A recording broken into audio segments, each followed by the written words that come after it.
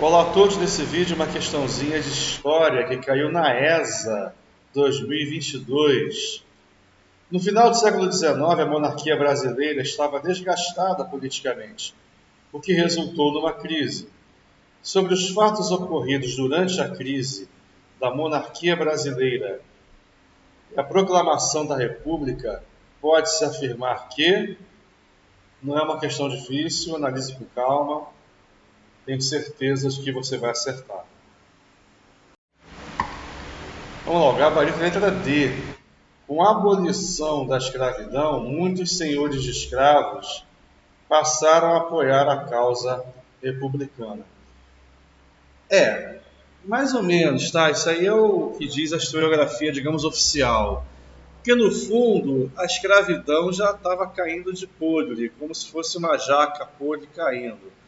Não era mais interessante para o senhor de escravo, o fazendeiro, o aristocrata, o latifundiário, adquirir escravos africanos, já que havia mão de obra livre farta disponível no Brasil no final do século XIX, com as imigrações, com os próprios brasileiros livres, que não fossem negros, enfim, até com escravos recém-libertos, ex-escravos, né? Enfim, havia uma mão de obra farta disponível. Então, a escravidão ia acabar per si, ia acabar por conta própria, tá? Mais cedo ou mais tarde. Inclusive, 38 anos antes, em 1850, já havia sido proibido o tráfico de escravos africanos pela Lei Eusébio de Queiroz.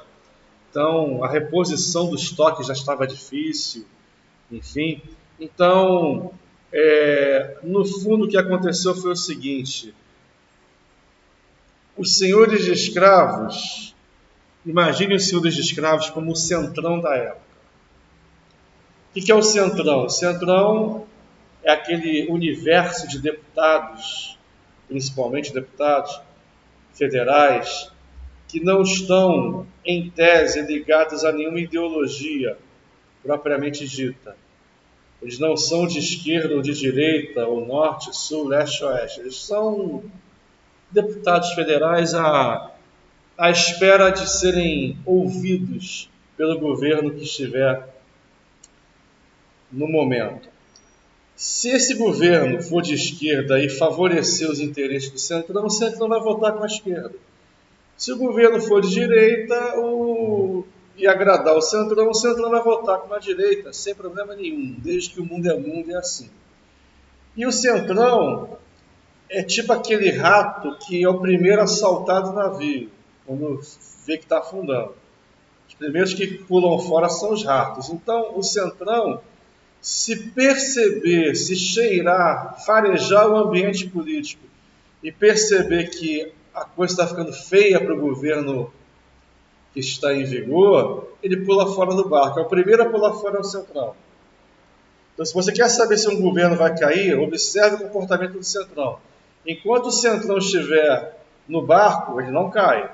Se você perceber que ele está pulando fora do barco, então o governo não se sustenta por muito tempo.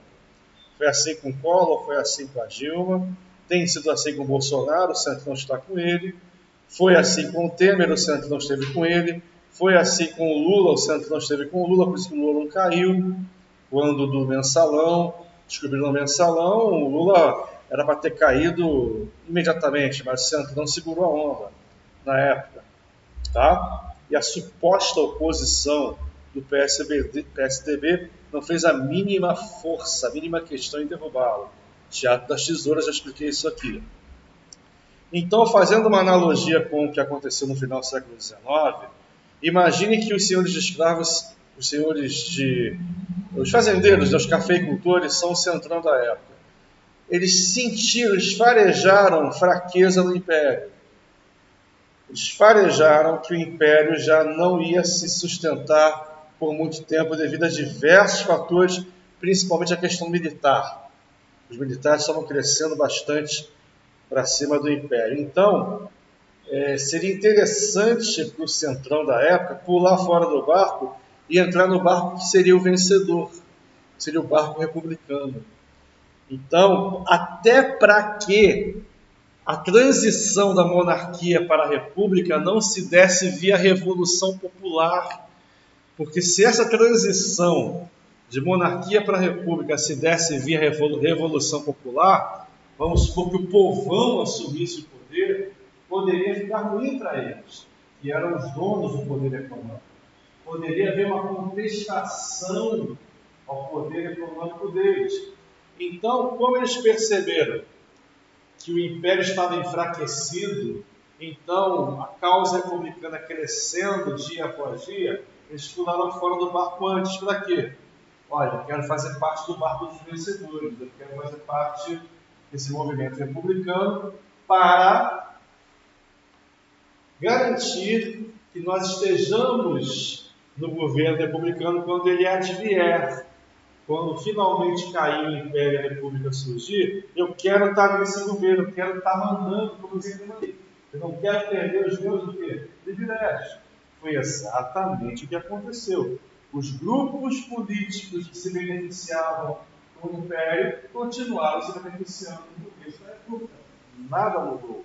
Tá? Então, essa história de que com a abolição da escravidão, muitos senhores de engenho, vocês veem que senhores de engenho, senhores de escravos, passaram a apoiar a causa republicana, isso é uma desculpa oficial, é uma desculpa esfarrapada. Tá? No fundo, a escravidão já tinha acabado praticamente, ou era questão de poucos anos para que ela acabasse literalmente, caísse a jaca, caísse de podre. Tá? Não havia mais o porquê de se manter a escravidão no Brasil, com mão de obra tão farta disponível. Né? E aí que a versão oficial foi essa. A gente tem que dar uma desculpa para pular fora do barco. Porque nós apoiamos a independência do Brasil, nós apoiamos o primeiro reinado, nós apoiamos o poder judicial, nós apoiamos o golpe da maioridade, nós apoiamos o Pedro II, mas chegou um ponto que a gente percebeu que o Império estava trabalhando, claudicando, mancando. Então, já que ele vai cair, é melhor pularmos fora do barco antes da hora para garantir os nossos privilégios quando o governo republicano surge. Tá? Nada é por acaso, ok? Beleza? Então, dessa volta aí, muito maior do que devia, para fazer esse paralelo entre o Brasil atual e o Brasil no final do século XIX, um pouco mais de 100 anos, 133 anos, né? Mais ou menos, desde que a República foi proclamada, e nada mudou, sempre a mesma história. Nada se cria, Brasil dando voltas em torno do seu próprio rabo, tudo cíclico, tudo sem sair do lugar. Show? Maravilha.